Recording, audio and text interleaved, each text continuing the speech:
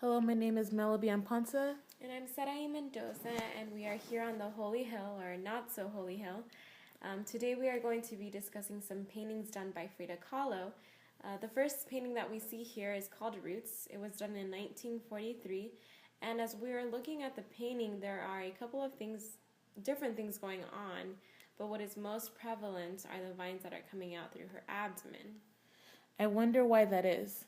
Well, as we look into her history and her past experiences, we understand that because Frida Kahlo had so many injuries, it ultimately affected her ability to have children. And so this represents her desire to nurture, to nourish, and in a way give life. But what exactly is she nourishing or giving life to? We see some red veins coming out through the leaves, but what is she trying to portray? Well, the red coming out through the leaves is representing her own blood. It's giving life to the parched earth, as we see, because the earth is dry and it's dead looking. It is interesting that it is dry and dead, but then we see a pillow on the left side. It's a little out of place, don't you think? What do you think the significance of this is? Right, I see what you're saying. The pillow is in an awkward position. It definitely seems out of place. But we have to understand that for Frida Kahlo, this idea of nourishment and of being able to give life to someone isn't a reality for her. It's a dream for her. That's why we understand that the pillow is also symbolic of her dreaming of becoming a mother, of nourishing someone, or in this case, nourishing something. Here in the painting, she's nourishing the earth.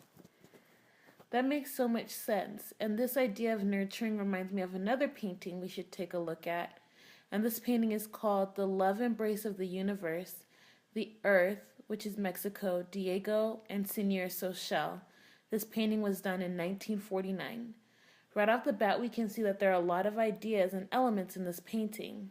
So what are these elements and figures? What are they essentially representing in the painting? A lot of elements in this painting are derived from ancient Mexican mythology. The outermost figure is the Universal Mother, who is embracing the Aztec Earth Mother, Xolotl, who is made from clay and rock. The Aztec mother is embracing the human couple Frida and Diego being Frida's husband. Yeah, it's kind of weird. It's almost creepy the way Frida is embracing her husband almost as if he were her baby.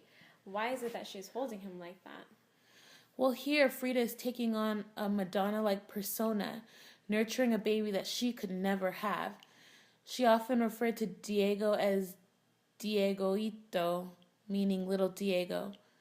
Frida's inability to bear children led her to adopt an odd and kind of weird maternal role towards Diego, trying to take care of him in a way that she would take care of a child.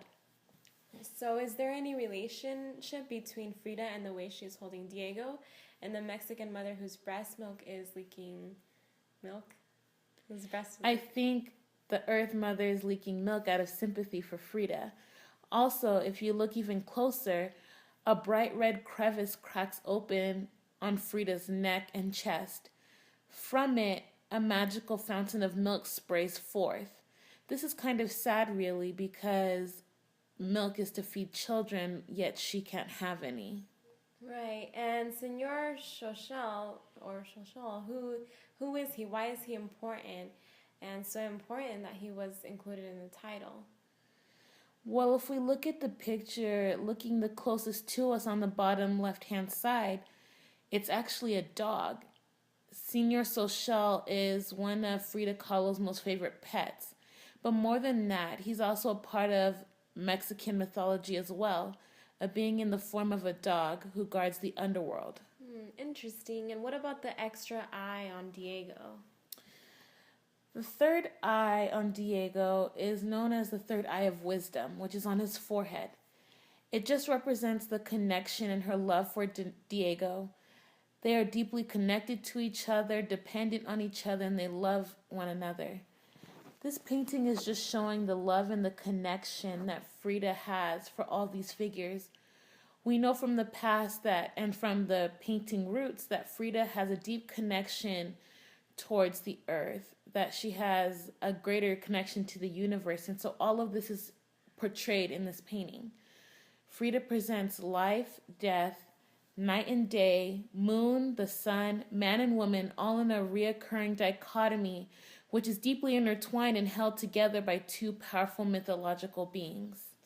So we see that for both of the paintings we discussed, Frida poured her life and past experiences onto these paintings. She was very transparent and vulnerable, which is why she is such an important artist today.